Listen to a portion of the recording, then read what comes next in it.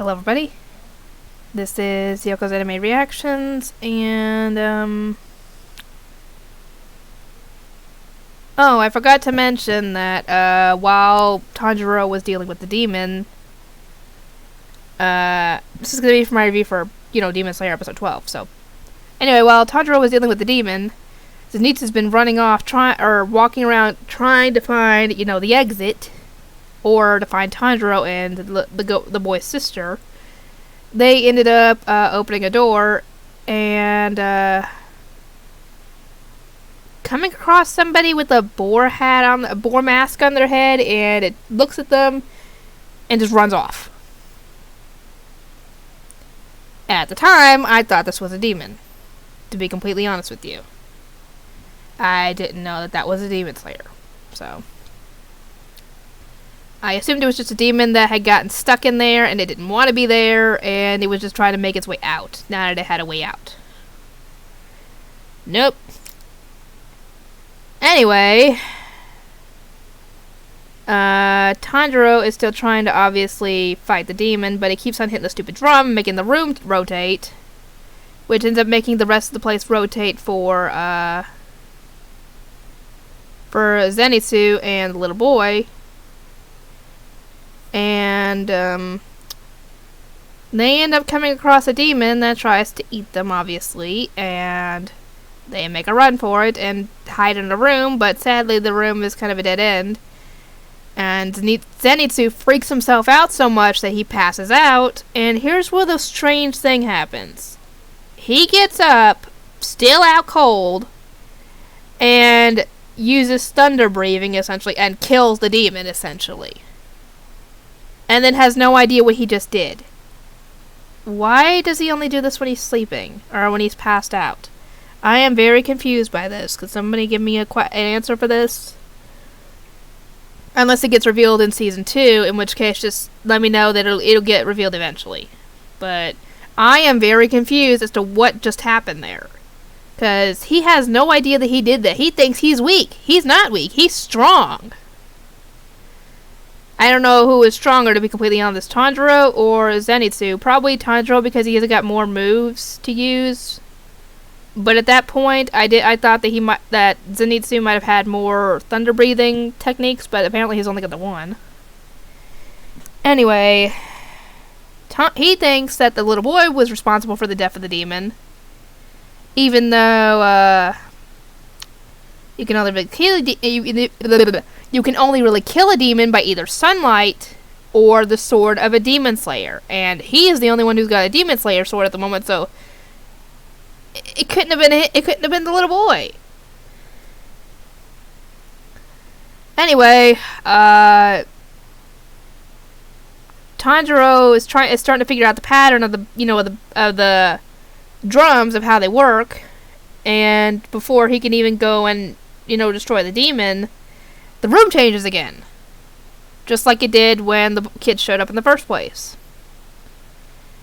And later, they actually end up running into not only more dead bodies, which he has to hide the little girl from because he doesn't want her to see that, but that thing that Zenitsu and the boy let out, essentially, is a demon slayer, and it runs across a demon, and he kills it easily. And Tanjiro and the girl come across her brother. Not the one that is with Zenitsu, but the other one, the one that we're looking for. And we'll come to find out, he's the one who's been hitting the drum to make the rooms change.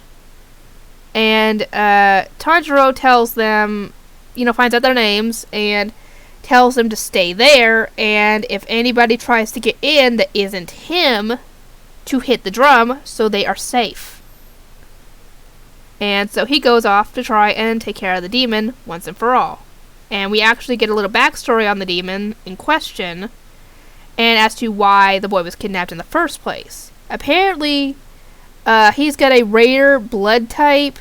I don't know how many blood types they have in this show, but there's A, there's B, there's AB, there's O, what else? There's O positive and O negative.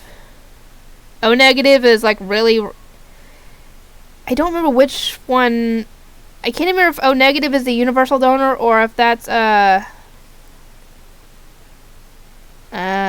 or the one that can only... I don't remember anymore, but I'm O negative, I know that much, but...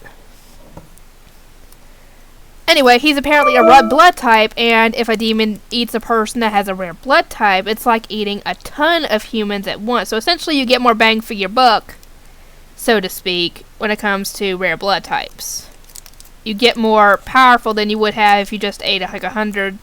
Essentially, it saves you the trouble of eating so many bodies, essentially. And that's why it wanted him. And then all the demons that we saw before, including the one that he was trying to kill at the moment, were fighting over him, and that's when he found the drum and got himself out. And that's what let the other guy get out, because he hit the drum and it helped him get out, essentially. Sadly, it was too late for the guy, but anyway, we get the backstory on the demon as well. Apparently, he was wanting to be a writer. And the guy who, I guess his publisher, or who we wanted to be his publisher, was telling him that his writing is worth nothing, essentially.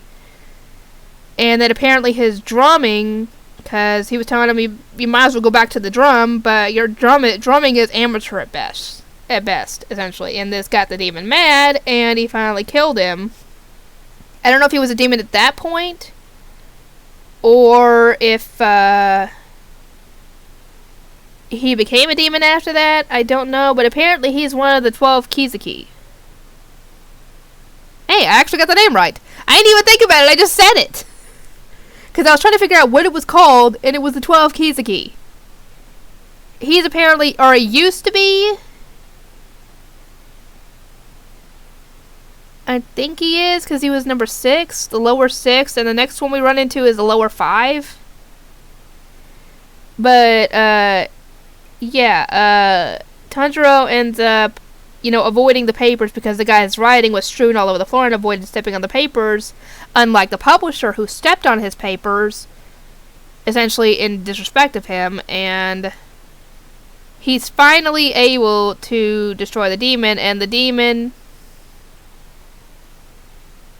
Tanjiro told the demon after he killed him and cut off his head that his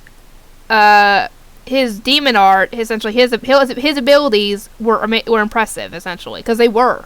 If he had been on the side of good, that would have been probably a good way to get at your enemy, essentially. And Tanjiro, actually, Zenitsu and the boy, when the room kept spinning, or not spinning, the room kept spinning, and it kept changing. They ended up getting knocked outside. So they're outside at the moment. And Tanjiro goes to meet up with the other two he left back in the room, and thankfully he found them, they were okay.